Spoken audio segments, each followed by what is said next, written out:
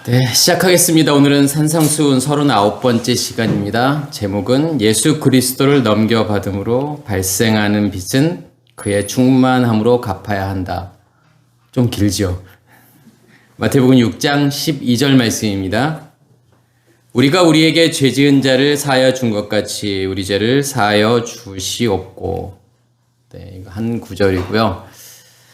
이 말씀도 앞에 있는 내용을 이해하셔야만이 이해할 수 있는 내용이죠. 그래서 되게 오해하기 쉬운 또 구절이기도 하고, 내가 누군가의 잘못을 용서해주지 않으면 나 용서 못 받는 건가? 이제 이렇게 생각할 수 있는 구절이잖아요. 그래서 이 구절을 이해하기 위해서는 앞에 일용할 양식을, 그러니까 오늘 우리에게 일용할 양식을 주시옵고, 이게 무슨 의미가 있는지를 이해하셔야만이 오늘 말씀을 정확하게 이해할 수 있는 거고, 그러면 우리가 우리에게 일용할 양식을 주시옵고 이렇게 번역이 되어 있지만, 우리에게 일용할 양식을 주시옵고 오늘이라고 하는 거예요. 그러면 거기에서의 일용할 양식이라고 하는 것은, 이 일용하다라고 하는 것은 어떤 의미가 있냐면 확장이라고 하는 의미가 있죠. 우리 안에 양식이 존재한다라는 거고, 그러니까 우리 안에 양식이 존재한다라고 하는 의미는 우리 안에 무엇이 있다라고 하는 거냐면 지성소가 있다라고 하는 거고, 그러니까 지성소를 이제 둘째 날에서는 궁창이라고 이야기하는 거고, 이 궁창이라고 하는 의미는 결국은 말씀의 근원이라고 하는 거죠. 그러니까 성령이 우리 안에 임하신다라고 하는 의미는 결국은 말씀의 근원이 우리 안에서 만들어진다라는 거고, 그 말씀의 근원이 있는 그곳을 샤마임, 하늘이라고 이야기한다라는 거죠. 그러면 양식은 거기에 있는 거고, 그렇게 지성소 안에 있던 말씀이 이제 성소와 지성소를 나누고 있던 휘장이 갈라진다라고 하는 거는 결국은 요단을 건넌다는 의미인 거고, 그것을 오순절이라고 이야기하는 거예요. 그래서 오순절이라고 하는 개념은 뭐냐면, 그러니까 우리가 오해하는 부분은 뭐냐면, 마치 밖에서 성령이 우리 안에서 임하시는 사건을 우리는 오순절이라고 생각을 하지만, 그것이 아니라 이미 말씀의 근원은 우리 안에 만들어져 있고, 그러니까 예수의 십자가의 죽음과 부활이라는 걸 통해서 우리의 마음 땅에 불이 타게 되는 거고, 우리의 지성소 안에 말씀의 근원이 만들어졌다라는 거죠. 하늘이 이미 만들어진 거고, 오순절 사건은 어떻게 이해하셔야 되냐면, 우리 안에 만들어져 있던 하늘이 이제 성소와 지성소를 나누고 있던 휘장이 갈라졌기 때문에 거기서부터 말씀이 나오는 사건으로 이해하셔야 돼요. 그래서 하늘이 땅으로 뚫고 나오는 그 사건을 오순절이라고 이야기하는 거고, 그래서 오순절이라고 하는 것을 한마디로 이야기하면 그 핵심이라고 하는 것은 방언이라고 제가 말씀을 드렸죠. 그럼 방언이라고 하는 건 뭐냐면 말씀이 나온다라는 거고, 그러면 그 말씀이 내가 이해되어지면은 그것을 통변이라고 이야기하고, 그렇게 깨달아진 말씀을 내가 밖으로 전하게 되면 그것을 예언이라고 이야기하는 거고, 그래서 베드로의 오순절 설교라고 하는 것은 방언과 통변과 예언이라는 모든 것을 다 종합한 그 사건이라고도 볼 수 있는 거죠. 그래서 일용할 양식이라고 하는 그 개념이, 양식이라고 하는 것이 끊임없이, 그러니까 일용하다라고 하는 것은 뭐냐면 계속해서 끊임없이 지성소로부터 말씀이 나와서 내 안을 그 말씀으로 채워가게 되면 그 말씀이 이제 밖으로 나가게 되겠죠. 그래서 그렇게 채워진 말씀을 일용할 양식이라고 이야기하는 거고, 그리고 오늘이라고 하는 이 단어는 이제 욤이라고 하는 단어를 쓰는 건데, 이 욤이라는 단어를 이해하기 위해서는 창세기 첫째 날, 그 욤의 정체가 무엇이냐, 그 날이라고 번역을 하잖아요. 그래서 첫째 날, 둘째 날, 셋째 날. 그래서 욤 에하드, 욤 쉐니, 욤 셸리시, 이렇게 욤이 들어가는 이유는 뭐냐면 빛이 내 안에 존재하고 있다라는 거예요. 그 빛을 하나님께서는 욤이라고 이야기하는 거죠. 그래서 우리가 넷째 날을 이해하실 때에는 광명체들이 나오잖아요. 그러니까 광명체들이라고 하는 것은 결국은 빛들이 내 안에 존재하고 있는 건데, 이 빛들은 어떻게 나눌 수 있느냐면 큰 광명체와 작은 광명체로 나눌 수 있다라고 하는 거죠. 그러면 그 의미는 뭐냐면 내 안에서 나를 비추는 빛은 큰 광명체예요. 그렇지만 그 빛을 다른 사람들에게 비추게 되면 그것은 작은 광명체가 된다라고 하는 거죠. 그래서 달빛이라고 하는 것은 반사체잖아요. 그러니까 누군가는 하나님의 말씀을 그 빛을 반사체로 받게 된다라고 하는, 그래서 내 안에 있는 빛이 광명체가 되었다라고 하는 것은 그게 큰 광명체와 작은 광명체로 드러나게 된다라는 거고, 그래서 내 안에 있는 빛을 누군가에게 넘겨주게 되면 그 사람 안에 빛이 존재하고, 그러니까 빛이 존재한다라고 하는 것은 그 사람 안에 생명이 존재한다라는 거죠. 내가 예수와 함께 십자가의 죽음을 죽었다라고 하는 것은 말씀이 들려지고 깨달아져서 그게 예수와 함께 내가 십자가에 죽는 거고 나를 보게 되는 거죠. 그러면 그 생명이 내 안에 임하게 되는 거고, 그러면 내 안에 빛이 존재하게 되는 거죠. 그러면 이 별들이라고 하는 것은 결국은 이 코카빔이라고 하는 것은 빛들의 모임이라고 이야기할 수 있겠죠. 내 안에 있는 빛, 그리고 나를 통해서 넘겨진 그 빛. 그래서 이 빛들의 모임을 코카빔 별들이라고 이야기하는 거고, 저는 그 별들이라고 하는 것을 뭐라고 말씀을 드리는 거냐면 그것을 에클레시아다. 그것이 교회라고 말씀을 드리는 거고, 그래서 교회를 한마디로 정의하면 뭐라고 정의할 수 있냐면 빛들의 모임이다. 그래서 어떤 조직을 말하는 것도 아니고 건물을 말하는 것도 아니고 어떤 사람들의 무리를 말하는 것이 교회가 아니라, 그들 안에 빛이 존재하지 않는다면 아무리 많은 사람들이 모인다고 하더라도 그것은 교회가 아니라는 거죠. 그 빛들을 간직했을 때 만이 무엇이 될 수 있는 거냐면 에클레시아가 될 수 있는 거고, 그것을 교회라고 이야기하는 거예요. 그래서 그러한 의미들이 일용할 양식을 우리에게 오늘 주시옵소서라는 그 말을 이제 우리가 이해했다 그러면, 오늘 말씀은 어떠한 의미가 있냐면 내 안에, 그러니까 내가 부활이 이루어졌다라고 하는 것은 내 안에 생명이 존재하는 거고, 내 안에 빛이 존재하는 거고, 우리의 마음 땅에 7 등불이 타고 있다라는 거고, 그러면 예수께서 부활하신 다음에 40일 동안 제자들하고 같이 있고 예수는 떠나가게 되잖아요. 그러니까 그것은 무엇을 의미하는 거냐면 마치 광야 40년 동안 이스라엘 백성들이 만나를 먹는 그 사건과 같다라고 생각하시면 돼요. 우리 안에 7 등불이 타고 있는데 어디에서 기름 부음이 처음에는 임해야 되는 거냐면 밖에서 기름 부음이 임하게 되죠. 그게 예수의 말씀이 기름 부음으로 임해서 우리 마음 땅에 7 등불이 꺼지지 않고 계속 타고 있다라는 거, 우리 안에 빛이 계속 존재하고 있다라는 거예요.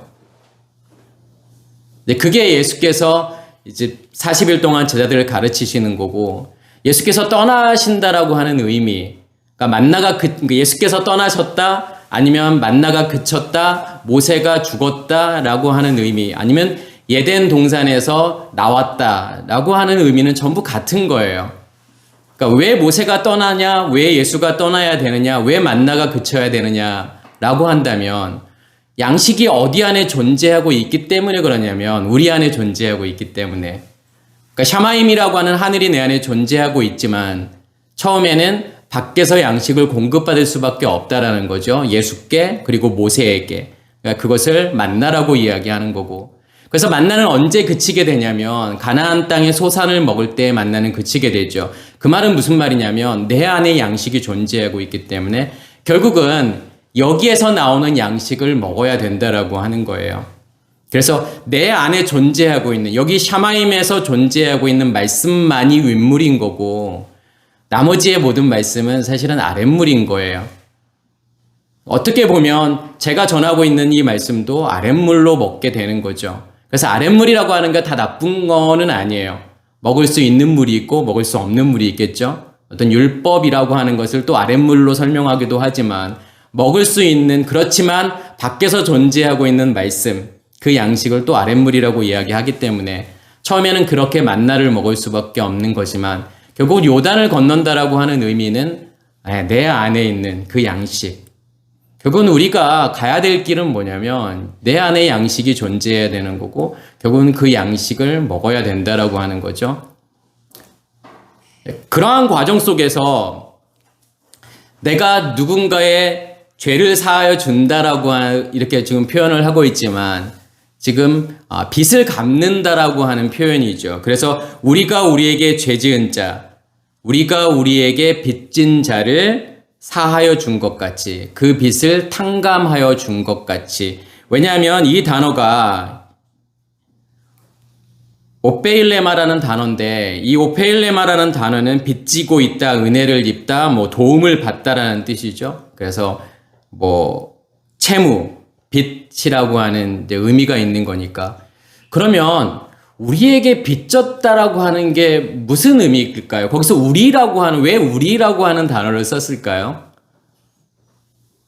그게 셋째 날이라고 하는 그 개념을 좀 이해하셔야 돼요. 그러니까 셋째 날의 핵심이라고 하는 것은 결국은 씨 가진 열매라고 하는 거고, 씨 가진 열매라고 하는 자체가 그리스도와의 연합을 이야기하는 거예요. 그래서 히브리어로 이 우리라고 하는 이 어미를, 그러니까 누라고 하는 그러한 단어를 쓰는데, 이 누라고 하는 것은 눈이라고 하는 자음과 바브라고 하는 자음이 합쳐진 거죠. 그러니까 눈이라고 하는 것은 뭐냐면 생명이라고 하는 거고, 바브는 연결이면서 간직이에요. 그러면 그 생명, 누구의 생명이냐면 예수 그리스도의 생명을 내가 간직했을 때 그것을 우리라고 하는 거고, 그래서 우리가 잘 아는 단어 임마누엘이라고 하는 단어가 있잖아요. 임마누엘이라고 하는 단어도 임이라고 하는 단어와 누 그리고 엘이라고 하는 단어가 합쳐진 건데, 임이라고 하는 것은 함께라고 하는 뜻이고, 누는 우리라고 하는 뜻이고, 엘 그러면 하나님이라는 뜻이에요. 그러면 하나님이 우리와 함께 계시다라는 뜻인데, 그러면 어떻게 되었을 때 하나님이 정말 우리와 함께 계시다 이렇게 말할 수 있을까요? 그냥 누구나 하는 이야기잖아요. 예수 믿는 사람 누구나 하나님이 우리와 함께 계셔. 그렇지만 이 말은 아무나 할 수 있는 말이 아니에요. 그 생명이 내 안에 존재하는 사람들만이 할 수 있는 거예요. 정말 내 안에 씨 가진 열매가 존재하는 그 사람들, 내가 그리스도와의 연합된 그 사람들이 임마누엘 이렇게 이야기할 수 있는 거고, 여기에서 우리라고 하는 표현은 그러한 의미에서의 우리예요. 내가 하나님과 연합되어져 있기 때문에, 내가 씨 가진 열매로 존재하고 있기 때문에 내 안에 있는 것을 줄 수 있다라는 거죠. 그러니까 내 안에 있는 것을 어떤 것을 넘겨준다라고 하는 거죠. 예수 그리스도를 넘겨준다라는 거고, 그것을 쉔, 이름이라고 이야기하는 거예요. 그래서 쉔이라고 하는 것은 이제 많이 들어보셨겠지만 쉰이라고 하는 자음과 맴이라고 하는 자음, 이 쉰이라고 하는 것은 불을 이야기하는 거고, 맴이라고 하는 것은 말씀을 이야기하는 거죠. 그래서 첫째 날의 빛과 둘째 날의 궁창이라고 하는 것을 이야기하는 거고, 그래서 첫째 날의 빛이라고 하는 것을 무엇으로 표현하고 있는 거냐면 예슈아라고 하는 단어로 표현하고 있는 거지, 예수. 그리고 둘째 날의 궁창이라고 하는 것을 마시아흐로 표현하고 있는 거죠. 그래서 예수 그리스도라고 하는 이 두 단어는 하나님 자신을 계시하시는 거예요. 두 단어로요. 그리고 복음의 전체를 이 두 단어로 설명하고 있는 거예요. 그래서 왜냐하면 일곱 날의 핵심이라고 하는 것이 결국은 첫째 날의 빛이라고 하는 것과 둘째 날의 말씀이라고 하는 궁창이라고 하는 이 두 가지로 설명하고 있는 거고, 그것을 합쳐놓은 것을 무엇이라고 이야기하는 거냐면 씨 가진 열매라고 이야기하는 거죠. 그래서 내 안에, 내 마음 땅 안에 타고 있는 이 불이 지성소로부터 나오는 말씀이 기름 부음으로, 그것을 그리스도라고 이야기하는 거예요. 그게 마시아흐라는 단어예요. 그 불에 의해서 타고 있을 때 그것을 씨 가진 열매라고 이야기하는 거고, 그것을 그리스도 예수라고 이야기하는 거예요. 그래서 우리 안에 있는 그 생명을 예수 그리스도를 넘겨주게 되는 거죠. 그러면 그것을 무엇이라고 이야기하는 거냐면, 내가 예수 그리스도로부터 자기 자신을 넘겨받게 되면 우리는 빚진 거예요. 예수 그리스도로부터 즉 그 생명을 빚진 게 되는 건데, 우리에게 주신 거기 때문에 빚이라고 이야기하는 거고, 그것을 채무라고 이야기하는 거예요. 그러니까 복음이라고 하는 것은 사실은 정말 간단하면서도 약간 복잡하다고 생각할 수 있는 이유가 뭐냐면, 우리가 알고 있는 상식적인 그러한 범주에서 벗어나 있기 때문에 그래요.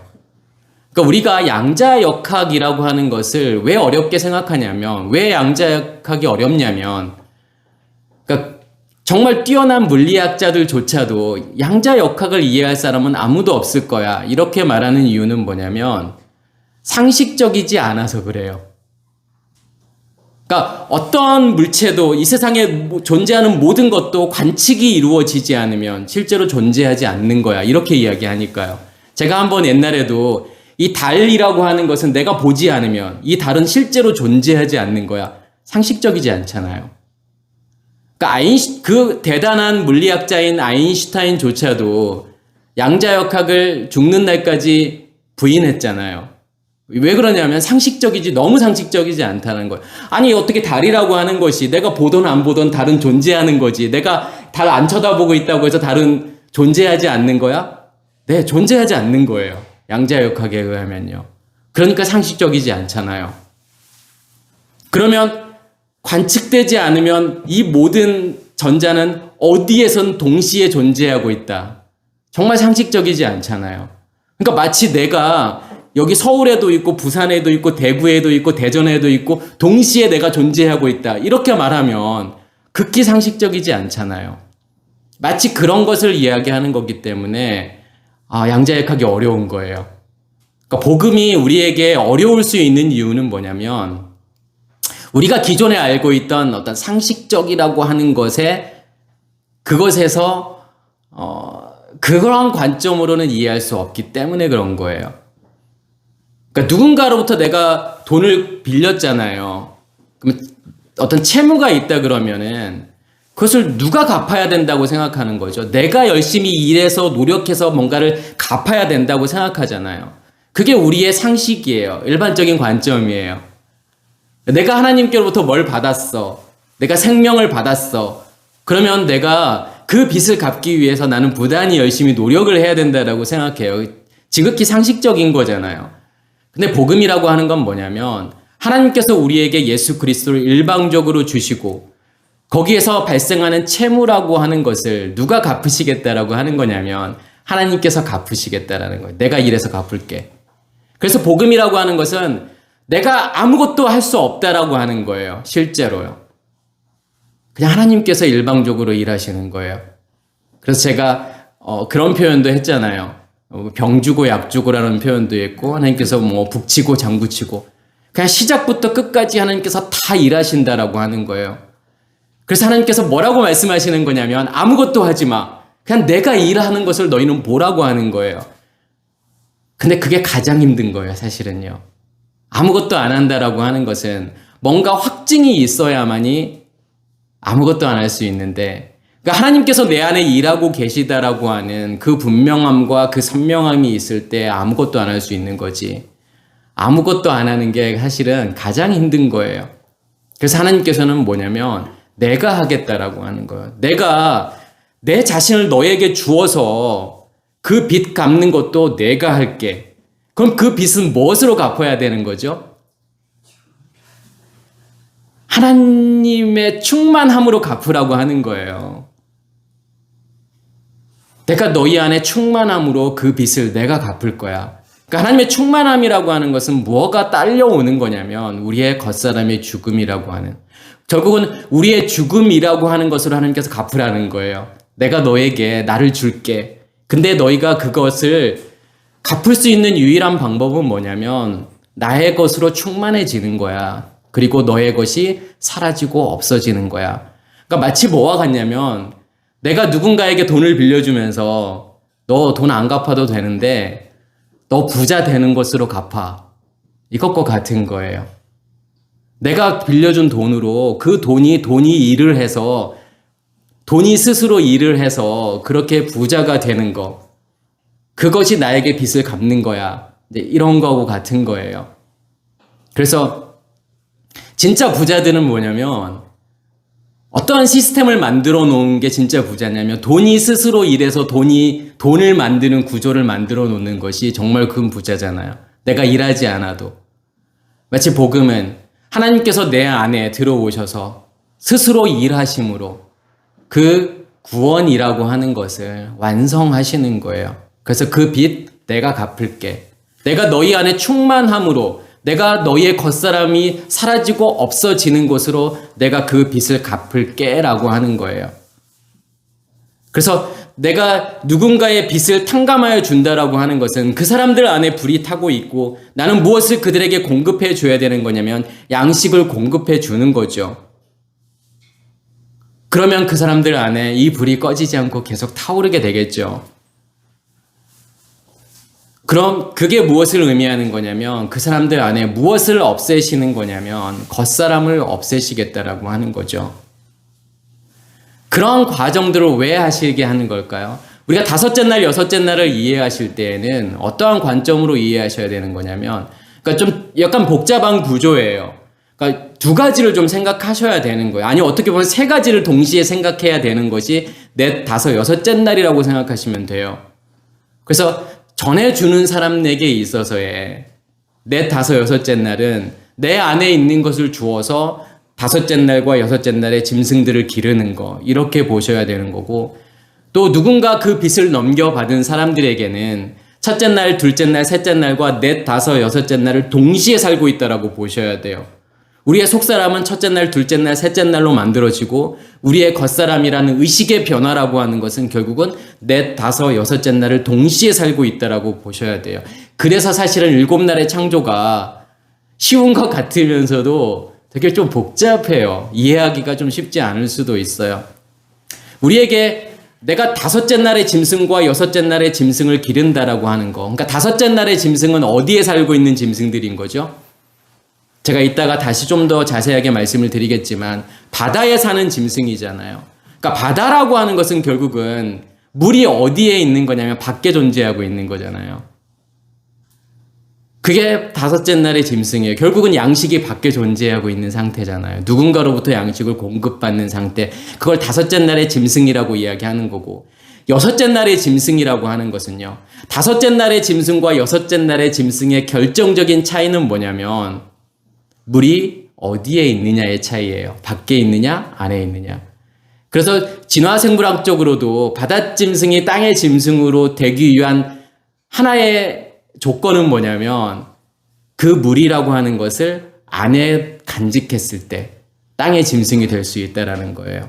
양식이 안에 존재하고 있을 때 땅의 짐승으로 살아간다라고 하는 거죠. 내가 바다짐승으로 땅의 짐승으로 결국은 내 안에 있는 빚을 넘겨주고 양식을 계속 공급해서 그 사람의 불이 꺼지지 않고 계속 타오를 수 있도록 만들어주는 것. 그러한 일들을 왜 하나님께서 하게 만드시는 거냐면 결국은 나를 보게 하신다라고 하는 거예요. 내 안에 있는 것을 드러내신다라고 하는 거죠. 그게 이제 젤라라고 하는 갈빗대로 여자를 만드는 사건이에요. 그러니까 젤라라고 하는 것은 뭐냐면 절뚝거리다라는 거죠. 그러니까 절뚝거리다라고 하는 것은 내 안에 감춰져 있는 우리의 겉사람이라고 하는 것이 여전히 존재하고 있는 거고, 내 안에 있는 것을 다른 사람들에게 주는 과정들을 통해서 하나님께서 무엇을 계속 드러내기를 원하는 거냐면 내 안에 있는 그 갈빗대라고 하는 젤라를 계속 드러내기를 원하신다라는 거예요. 그러니까 그런 의미에서 하나님께서 너희가 다른 사람들을 그 빚을 탕감해 줘라고 하는 것은 결국은 양식을 공급해 줘라고 하는 것과 같은 거고, 너희가 그렇게 양식을 공급해 주는 과정 속에서 내가 너희들 안에 있는 그런 도둑질의 문제, 감춰져 있는 거, 꼭꼭 감춰져 있는 거, 그것까지 내가 다 드러낼 거야. 결론적으로 말하면 이제 그러한 이야기인 거예요. 그러니까 내가 다섯째 날과 여섯째 날을 어떻게 살아가는지를 이제 표현해 주고 있는 말씀인 거죠. 그러면서 제가 좀 더 구체적으로 말씀을 드리면, 다섯째 날에 보면은 이제 뭐가 나오죠? 큰 바다짐승이 나오죠. 그리고 물에 번성하여 움직이는 모든 생물이 나오고, 그 다음에 날개 있는 새들이 나오죠. 그러니까 그것을 따로따로가 아니라 이 세 개를 같은 선상에서 보셔야 돼요. 아, 내가 이 범주라고 말해야 되나? 이것을 동시에 살고 있다라고 그렇게 보셔야 돼요. 그러니까 큰 바다짐승이라고 하는 이 타님이라고 하는 단어를 쓰는 건데, 그럼 뭐가 큰 바다짐승일까요? 그러니까 크다라고 하는 것은 뭐냐면 이 가돌이라고 하는 단어는 가달, 같이 묶여지고 꼬여진다라고 하는 거죠. 내가 누구와 함께요? 예수 그리스도와 함께. 그 예수 그리스도의 말씀을 공급받고 있다라고 하는 거예요. 그러면 그것으로 내가 자라게 되는, 그 말씀으로 내가 자라게 되는 것을 지금 그러니까 바다짐승이라고 이렇게 표현하는 거죠. 그러면서 물에서 번성하여 움직이는 모든 생물이라고 하는, 그러니까 생물이라고 하는 단어가 너무 중요한 거예요. 그러니까 네페시 하야죠. 그러니까 네페시 하야라고 하는 것은 뭐냐면 살아있다라는 뜻이에요. 생명체라는 거죠. 저는 이 단어가, 이 네페시 하야라는 단어가 정말 중요한 단어고 정말 의미 있는 단어라고 저는 생각을 해요. 왜냐하면 일단은 살아있다라고 하는 것이 가장 소중한 거예요. 살아있다라고 하는 의미가요. 이 생명이라고 하는 것은 정말 기적 중에 기적이죠. 이 생물학적으로도 생명이 탄생했다, 생명의 출현되었다라고 하는 것은 진짜 거의 확률적으로 일어날 수 없는 확률이에요. 그 생명이 만들어지는 그 배열, 아미노산의 배열이라고 하는 것이 그렇게 생명이 만들어질 수 있는 정확하게 그 확률적으로 거의 일어날 수 없는 확률이 일어나져야만이 그렇게 아미노산이 배열이 되고 거기에서부터 생명체가 나온다라는 거예요. 정말 오랜 시간 동안에 단 한 번의 사건에 의해서요. 그래서 지구 말고 그 어디에도 생명체가 발견되지 않았잖아요. 그만큼 뭐냐면 일어날 수 없는 확률이고 기적 중의 기적이라는 거죠. 우리 안에 예수 그리스도의 생명이 간직되어져 있다? 이건요, 그 기적으로도 설명할 수 없는, 기적이라고 하는 단어로 정말 설명되어질 수 없는 거예요. 가장 소중하죠.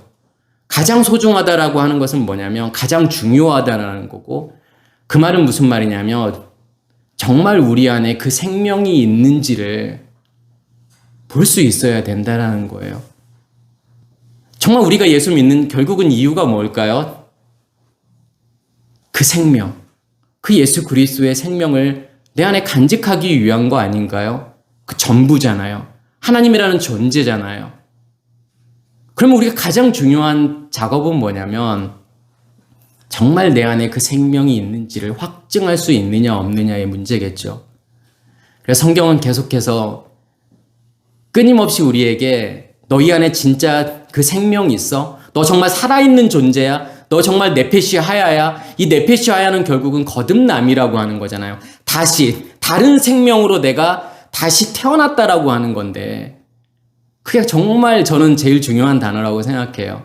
비록 바닷속에 존재하고 있지만 그럼에도 불구하고 살아있다라고 하는 것은 가장 가치 있는 거고 가장 소중하다라는 거예요. 저는 여기에 정말 모든 포커스를 여기에 정말 맞췄으면 좋겠어요. 이 생명이라고 하는 이 단어에. 왜냐하면 예수 그리스도가 내 안에 존재한다라고 하는 뜻이기 때문에요. 그리고 날개에 있는 모든 셋. 이 날개라고 하는 것은 카나프라는 단어를 쓰는데 이 카나프라는 단어는 그러니까 가리다, 숨기다라는 뜻이 있어요. 덮다, 가리다, 숨기다. 그러면 이 덮다, 가리다, 숨기다는 두 가지의 항상 의미가 있다고 제가 말씀을 드렸죠. 뭔가가 가려워져 있다라고 하는 것은 그 안에 들어오면 보호를 이야기하는 거예요. 그러니까 성막의 울타리와 같은 거죠. 성막의 울타리 안으로 들어오면 성막의 울타리는 나를 보호하는 일을 하게 되지만 성막 밖에서 보는 그 울타리는 성막이라고 하는 것을 보지 못하게 만드는 것이 바로 울타리라고 하는 거기 때문에 내가 네페시 하야로 존재한다, 내가 바닷생물로 존재한다라고 하는 것은 그 두 가지의 의미가 있는 건데 생명이 존재하고 있기 때문에 하나님의 보호 안에 있는 거고 그렇지만 여전히 가리워져 있고 감추어져 있는 거죠. 누가 가리워져 있고 감추어져 있냐면 하나님이라는 존재가요. 여전히 선명하게 드러나지는 않는다라는 거죠. 씨가 심겨지고 씨가 싹이 나고 싹이 났다라고 하는 것은 생명이 드러나졌다라고 하는 거죠. 그때서야 내가 조금 알게 되는 거예요. 아, 내 안에 생명이 존재하고 있구나. 그렇지만 그게 씨 맺는 채소가 되고 씨가 진 열매 맺는 나무가 된다라고 하는 것은 그만큼 가리워져 있는 것들이 열리는 거예요. 하나님 자신이 오픈되는 거예요. 그래서 하나님이라는 존재를 내가 선명하고 분명하게 인식하게 되었을 때 그 모든 과정을 씨 맺는 채소라고 이야기하는 거고 씨가 진 열매 맺는 나무라고 이야기하는 거예요. 그래서 이 큰 바다짐승과 물에서 번성하는 모든 생물, 날개에 있는 모든 새라는 걸 통해서 다섯째 날을 산다라고 하는 것이 무슨 의미가 있는지를 보여주는 거고 나를 통해서 그러니까 씨가 진 열매가 존재하고 있는 그 사람들을 통해서, 오순절을 지난 그 사람들을 통해서, 그러니까 제자들이 사도로 바뀌잖아요. 마치 사도와 같은 역할을 하는 존재들이겠죠. 그래서 그 사람들을 통해서 이 다섯째 날의 짐승을 기르는 거고, 이제 그것을 이제 보여주는 거죠. 그리고 제가 이 일곱 날의 창조라는 것과 일곱 절기와도 연결해서 설명을 드리고 팔복이라는 것과도 연결해서 말씀을 드리는 이유가 정확하게 그게 일치한다라고 하는 거예요. 그러면 제가 오늘 다섯째 날을 이야기하면서 다섯 번째 절기가 뭐죠? 그러니까 네 번째 절기가 뭐 맥추절, 칠칠절이라고도 이야기하고 오순절을 이야기하는 거고, 그 다음에 다섯 번째 절기가 나팔절이잖아요. 그러니까 나팔절이라고 하는 사실은 절기가 따로 있는 건 아니지만 원래 명칭은 나팔을 부는 날, 나팔을 불어 기념할 날이라고 하는 거예요. 그럼 사람들은 하나님께서 나팔을 불어 기념해 그러니까 무슨 의미가 있는지 모르고 그냥 나팔을 불었겠지만, 그 나팔을 분다라고 하는 것이 결국은 내 안에 있는 말씀을 전하는 것을 나팔을 분다라고 이야기하는 거고, 그래서 이스라엘에서는 지금도 이 나팔절을 무엇이라고 부르냐면 로시 하샤나라고 불러요. 그러니까 로시 하샤나라고 하는 것은 뭐냐면 새해라고 하는 거죠. 그러니까 New Year. 그게 그 나팔절이라고 하는 거예요. 그러면 내가 전해준 말씀에 의해서 그 말씀을 받는 사람들이 무엇이 시작이 되는 거냐면 새로운 해가 시작이 된다라는 거예요.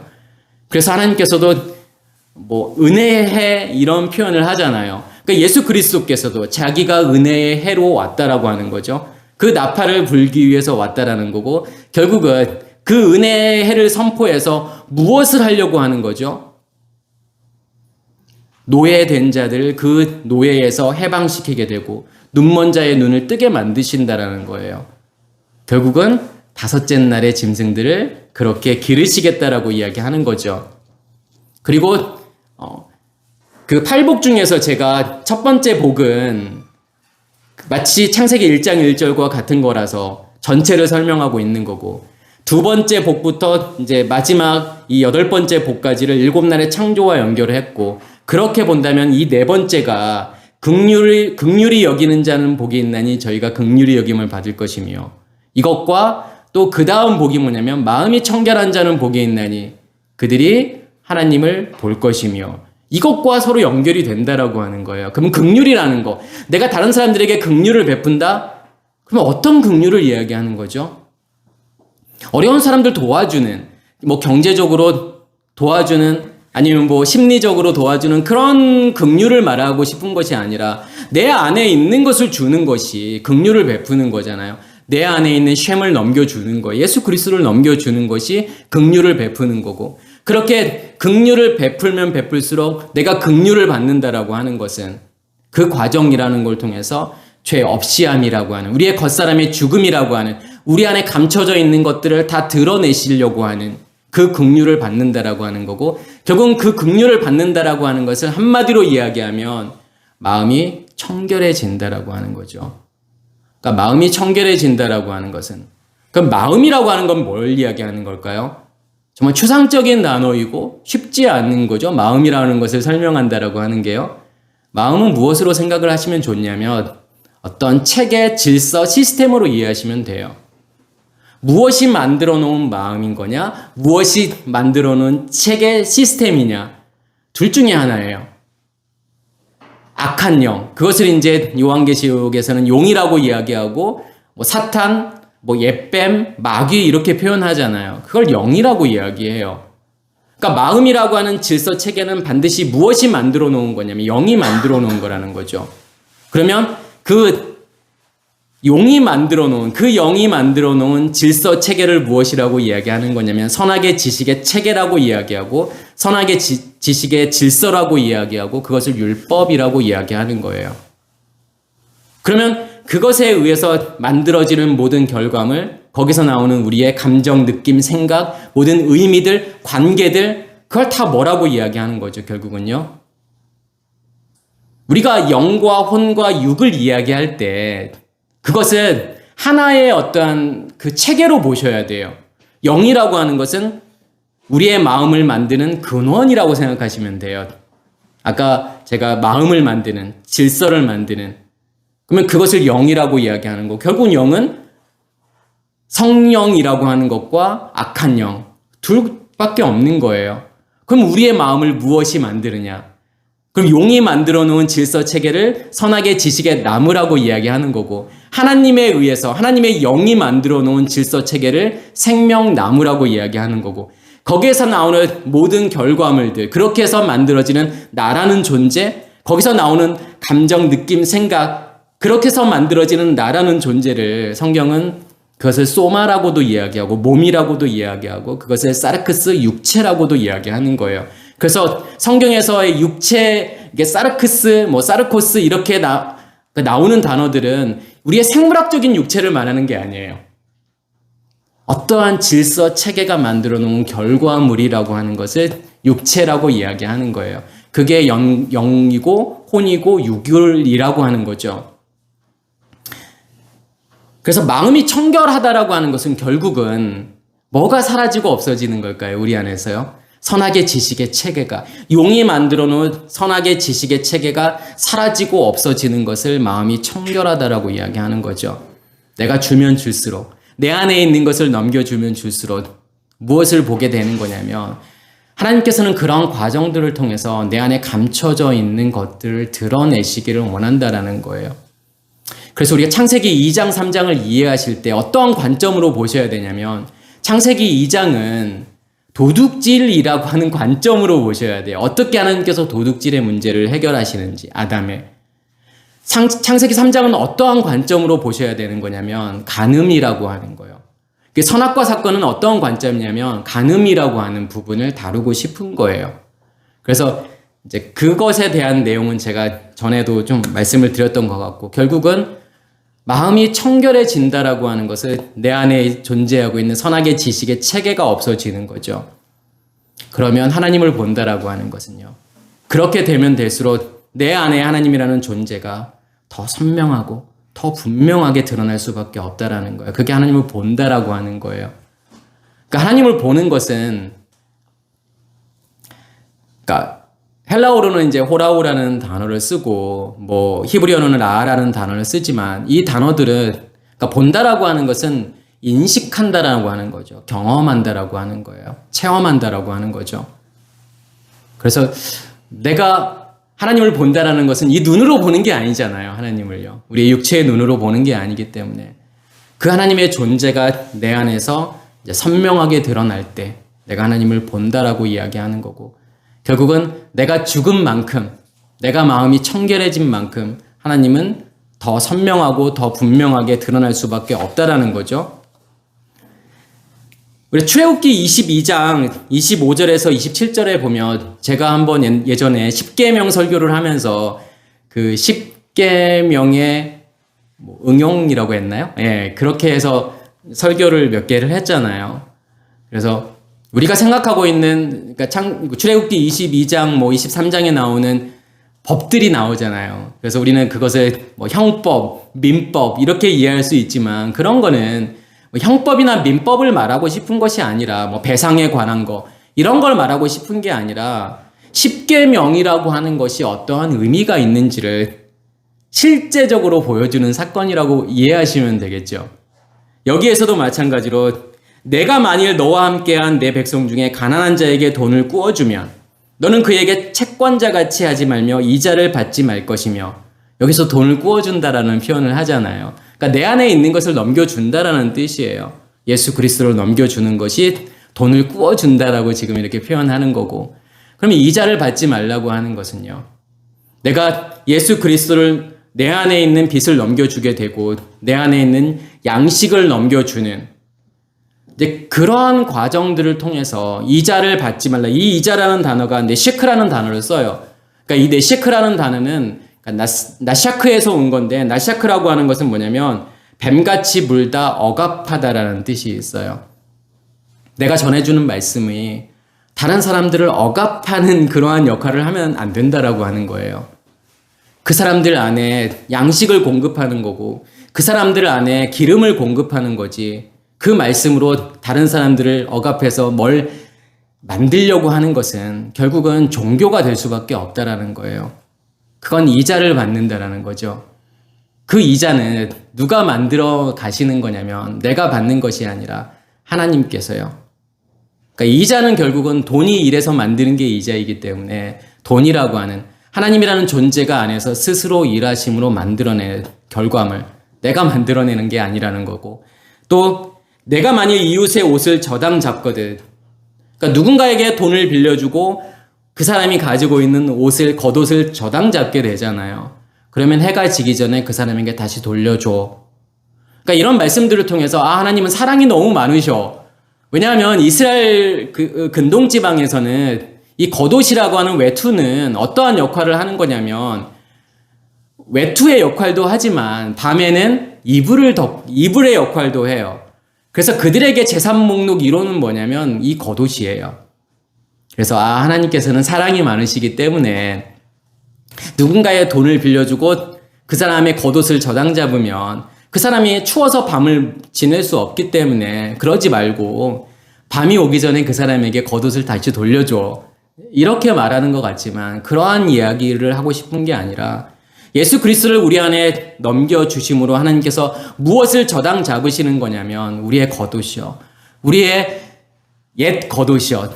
나를 덮고 있는 그 선악의 지식의 체계라고 하는 거. 그것을 저당 잡으시겠다라는 거고 그것을 다시 돌려주시겠다라는 건데 원래 있던 것으로 다시 돌려주시겠다는 게 아니라 새로운 것으로요. 새로운 옷으로 다시 돌려주시겠다라는 거잖아요. 하나님의 일하심으로 결국은 우리 안에 씨 가진 열매를 만드는 거, 그건 하나님의 나라가 내 안에 확장되어져 가는 그것으로 결국은 그 하나님의 의식이, 하나님의 말씀이, 하나님의 영역이 나를 온전히 덮어버리는 것으로, 그게 겉옷이잖아요. 그것으로 다시 돌려주시겠다라는 거예요. 그 겉옷이 있어야만이 무엇을 지내게 되냐면 밤이라고 하는 시간을 지낼 수 있기 때문에 반드시 하나님께서 그렇게 하시겠다라고 하는 거였죠. 예수 그리스도를 우리에게 주시고 우리의 입고 있던 겉옷을 가져가시고 새로운 겉옷으로 우리에게 주시겠다라는 거. 이게 복음이에요. 그래서 복음은 어려운 게 아니잖아요. 쉽잖아요. 그냥 이게 전부잖아요. 이 오늘 말씀 전체가 사실은 이게 복음이야. 내가 너에게 돈 꿔줄 건데 그거 내가 갚을 거야. 한마디로 이야기하면 그거잖아요. 내가 일해서, 내가 너희 안에서 일해서 내가 갚을 거야. 너희가 일해서 갚는 거 아니야. 그거니까. 그러면서 그것이 유일한 옷이라. 그것이 그의 알몸을 가릴 옷인즉 그가 무엇을 입고 자겠느냐. 그가 내게 부르짖으면 내가 들으리니. 그러니까 부르짖다라는 단어가 뭔가를 요구하다, 간구하다 이런 뜻이 있어요. 내가 뭔가를 원하고 강구하는 것조차도 내가 강구한다라고 생각하면 큰 오해예요. 구하라 주실 것이요. 찾으라 찾게 하실 것이요. 두드리라 열릴 것이요. 누가 하시겠다는 거죠? 하나님께서요. 하나님께서요. 요구하실 거고 하나님께서 찾게 하실 거고 그리고 찾게 하실 거고 주실 거고 찾게 하실 거고 열어주실 거고 다 하나님께서 하시겠다라는 거죠. 내가 뭔가를 요구할 수 있는 아니요, 우리는 그러한 존재가 아니에요. 뭔가를 요구할 수 있는 존재가 아니에요. 뭔가를 선택할 수 있는 존재도 아니에요. 뭘 선택할 수 있죠, 내가요? 과학적으로도 우리는요, 선택을 할 수 없는 존재예요. 이미 선택은 되어져 있다니까요. 근데 그 갭이 너무 짧기 때문에 마치 내가 선택한다라고 하는 착각만이 있는 거예요. 내 안에 간직된 것에 의해서 선택하며 가게 되어 있어요. 그걸 믿음이라고 이야기하는 거예요. 그 믿음에 의해서 선택하면서 갈 수 있는 거고 그 과정에서 하나님께서 원하시는 것은 내가 선택하면서 내가 너희를 가게 만들 거야. 그렇지만 그런 과정 속에서 내가 일하고 있는 것을 너희는 봐. 내가 존재하고 있어. 그것을 너희는 확증해. 이것만 하면 되는 거예요, 사실은요. 갈급하며 내가 갈급해지려고 해서 갈급해질 수 있을까요? 내가 오늘부터 한번 갈급해져 볼까? 이렇게 결심하면 내가 갈급해질 수 있을까요? 절대로 그럴 수 없어요. 그 갈급함조차도 주시지 않으면 갈급해질 수가 없어요. 하나님께서 분명히 내게 부르짖으라. 하나님께서 그렇게 하실 거라는 거고 그러면 내가 들으리니 듣다라는 이 샤마라고 하는 것은요. 경험하다, 인식하다. 내가 인식하게 만들어줄게. 나를 인식하게 만들어줄게. 그걸 뭐라고 이야기하는 거냐면 나는 자비로운 자임이니라. 그것을 자비라고 이야기하고 그것을 은혜라고 이야기하는 거예요. 하나님께서 요구하시고 그것을 하나님께서 이루어 가시는 모든 과정들을 다 뭐라고 이야기할 수 있는 거냐면 은혜라고 이야기할 수 있는 거고 자비라고 이야기할 수 있는 거예요. 그래서 이 위의 모든 과정들이 하나님께서 우리에게 옷을 입혀주는, 그래서 복음이라고 하는 것은 결국은 한마디로 이야기하면 우리의 겉옷을 가져가시고 새 옷으로 입혀주시겠다라는 거예요. 먼저는요, 쉔이라고 하는 예수 그리스도라고 하는 그 속옷을 먼저는 입게 되는 거고, 겉옷이라고 하는 것은 무엇이라고 생각하시면 되냐면 속옷의 확장이라고 보시면 돼요. 그래서 내가 속옷을 입었다. 그러면 내 안에 그 지성소가 존재하고 있고 하늘이 존재하고 있구나. 그러면 결국은 그 하늘이 내 안에서 확장되어져 가서 만드는 나라, 땅을 천국이라고 이야기하는 거고 새하늘과 새 땅이라고 이야기하는 거예요. 그건 무엇의 확장이죠? 하나님의 확장인 거고 또 하늘의 확장인 거고 속옷의 확장인 거예요. 그래서 속옷과 겉옷을 그게 하나로 입는다라고 하는 것이 그렇게 입었을 때 그것을 하나로 입는다라고 이야기하는 거죠. 그러니까 창세기 3장 19절에 보면 네가 흙으로 돌아갈 때까지 얼굴에 땀을 흘려야 먹을 것을 먹으니 내가 그것에서 취함을 입었음이라. 너는 흙이니 흙으로 돌아갈 것이니라 하시니라. 지금 누구에게 하는 이야기죠? 남자에게요. 하나님께서 뱀에게, 여자에게, 남자에게. 우리는 그것을 저주라고 이야기를 하잖아요. 뱀의 저주받고 여자가 저주받고 남자가 저주받고 그 하나님의 저주라고 하는 것은요. 은혜라고 이야기할 수 있는 거예요. 우리가 뱀과 여자와 남자를 생각할 때 그걸 하나로 생각하셔야 돼요. 뱀 따로 여자 따로 남자 따로가 아니라 그 세 가지를 내가 동시에 살고 있는 거다. 우리의 겉사람이라는 뱀, 나하쉬. 하나님께서 그것을 결국은 죽이실 거라는 거고 없애실 거라는 거고 여자라고 하는 건요. 우리의 속사람이요. 아들을 낳아야 되는. 아들이라고 하는 것은 예수 그리스도의 생명을 이야기하는 거잖아요. 그것이 나아져서 그것이 자라나는. 그것을 여자에게 하나님께서 주시는 거죠. 남자는 어떤 일을 해야 되죠? 일을 해야 되잖아요. 땀을 흘려서 일을 해야 되는. 어떤 일을 해야 돼요? 그러니까 남자와 여자를 동시에 살고 있다라고 하는 개념은 뭐냐면 내 안에서 하나님의 생명이 자라고 그러면 그것을 밖으로 드러낼 수밖에 없다라는 거예요. 전할 수밖에 없다라는 그것을 남자라고 이야기하는 거고 그것을 일한다라고 이야기해요. 그래서 너는 흙으로 돌아갈 때까지 결국은 흙으로 슈브된다라고 하는 거예요. 슈브라고 하는 것은 그래서 회개예요. 그러니까 어떠한 존재로 새 땅으로 그렇게 될 때까지 얼굴에 땀을 흘려야 하리니. 그러니까 땀을 흘린다라고 하는 것은 우리도 땀은이라고 하는 것은 수분이 밖으로 나가는 거잖아요. 물이 밖으로 나가는 것을 이제 땀을 흘린다라고 이야기하는 거잖아요. 그러면 그 노동이라고 하는 것이 무슨 의미가 있는지를 보여주는 거예요. 어떠한 일이요? 내 안에 있는 그 말씀을요. 밖으로 전하는 거예요. 그런데 우리가 땀을 흘릴 때 무엇까지도 같이 나오게 되죠? 노폐물도요. 우리 안에 존재하고 있는 노폐물까지도 다 같이 빠지게 되잖아요. 그러니까 우리가 전하는 이러한 과정들이라는 걸 통해서 하나님께서 무엇을 끊임없이 계속 드러낼 거냐면 우리 안에 존재하고 있는 노폐물이요. 나로 존재하고 있는 것들을 하나님께서 여지없이 다 드러내시겠다라고 하는 거예요. 그게 너희가 얼굴에 땀을 흘려야 먹을 것을 먹으리니. 그러니까 배출하는 만큼 하나님께서 계속 우리에게 주시겠다라는 거예요. 그래서 이 샘물은 퍼내면 퍼낼수록 더 많이 나오게 되어 있어요. 더 정결해지고 더 깨끗해지고. 그래서 우물은 그러잖아요. 우물은 진짜로 실제로도 많이 퍼내면 퍼낼수록 더 많이 나와요. 더 깨끗해져요.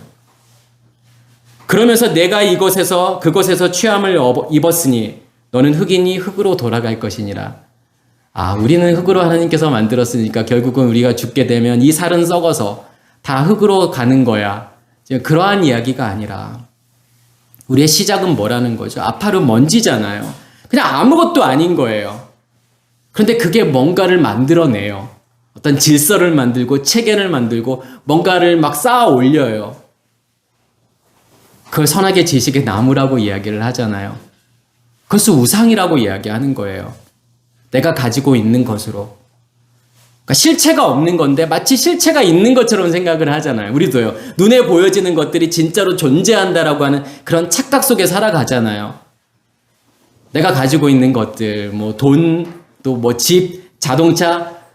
사람들은 뭐라고 생각하냐면 그게 다 실제하고 있다라고 생각을 하잖아요. 진짜 존재하고 있다라고 생각하고 그렇기 때문에 그것을 가지려고 하고 소유하려고 하는 건데 그렇게 너의 체계로 만들어 놓은 모든 것들, 네가 쌓아 올린 모든 것들, 그거 아파른 먼지야. 그것을 하나님께서 휴부한다라고 하는 것은요. 그걸 회개라고 이야기하는 건데 뭐가 회개죠? 그렇게 쌓아 올렸던 것들을 하나님께서 다 해체하시겠다라는 거예요. 다 가루로 만들어 버리겠다는 거예요. 그래서 그 다음 아파르라고 하는 이 먼지라고 하는 것은요. 어떠한 먼지요?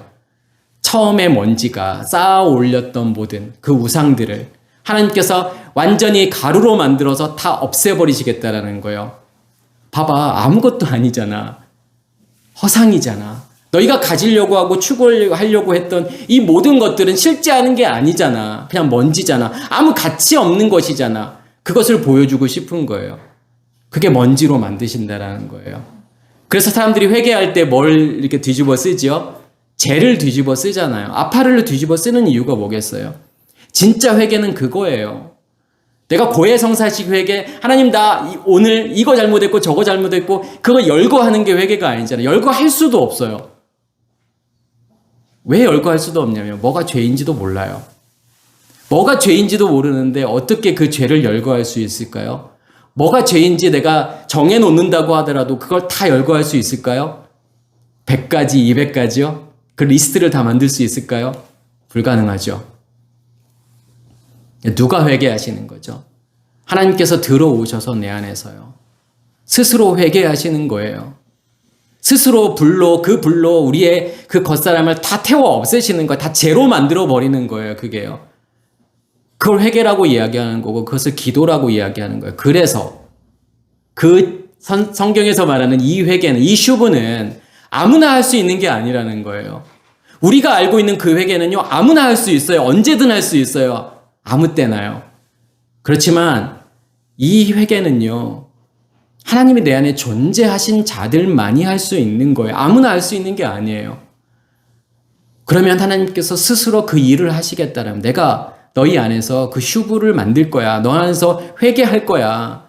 그래서 너를 완전히 그런 먼지, 재와 같이 그렇게 만들어 버릴 거야. 그게 하나님께서 오늘 말씀하시는, 남자에게 말씀하시는 결국은 그러한 과정들이라는 걸 통해서.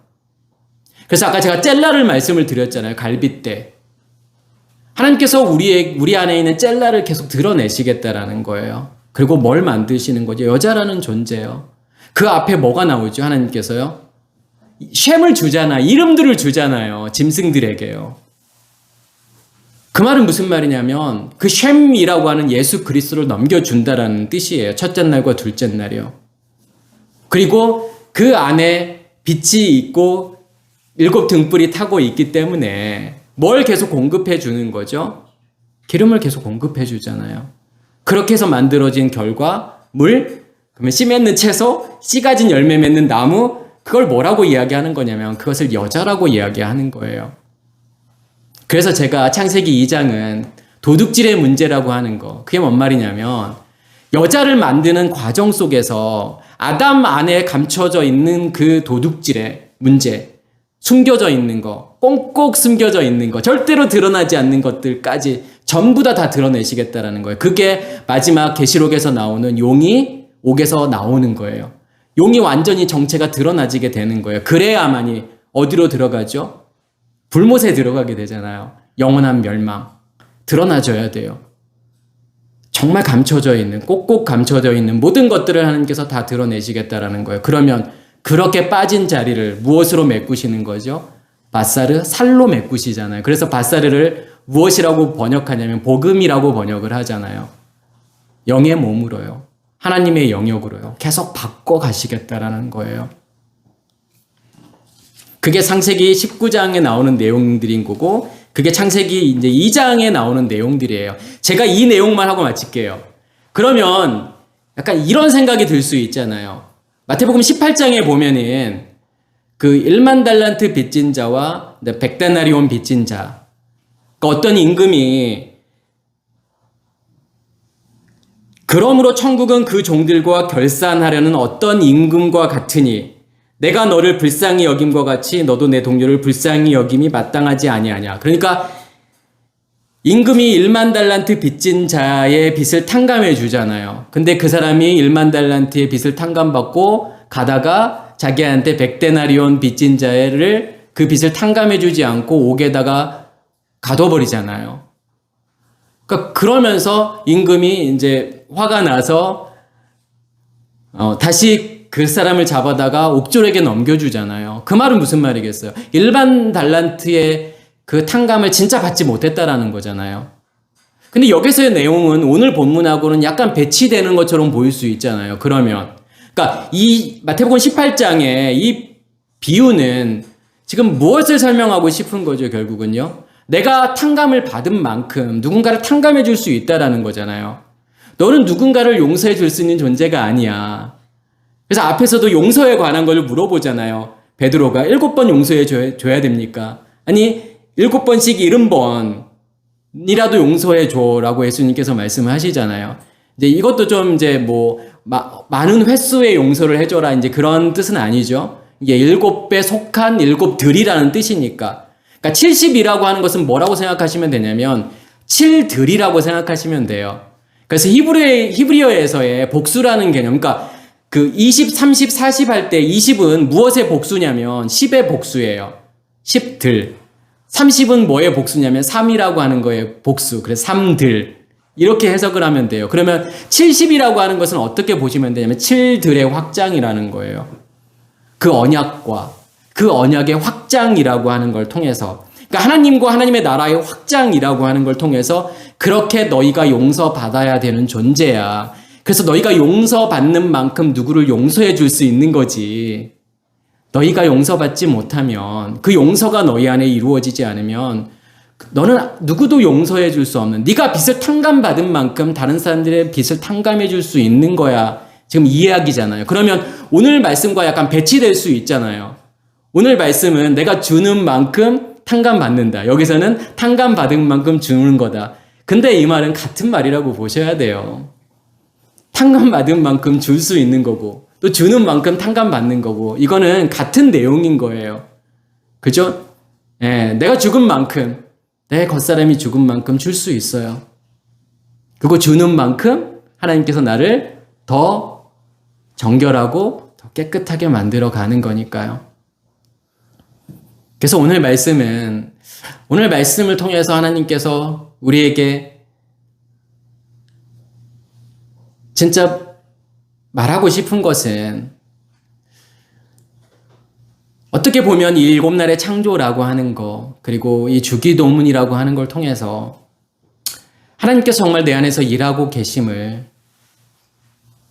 내가 확증할 수 있느냐, 그 생명이, 이런 모든 과정들이 내가 이것을 뭐 이해했다고 해서 이러한 일들이 과연 일어난다라고 설명할 수 있는 건지.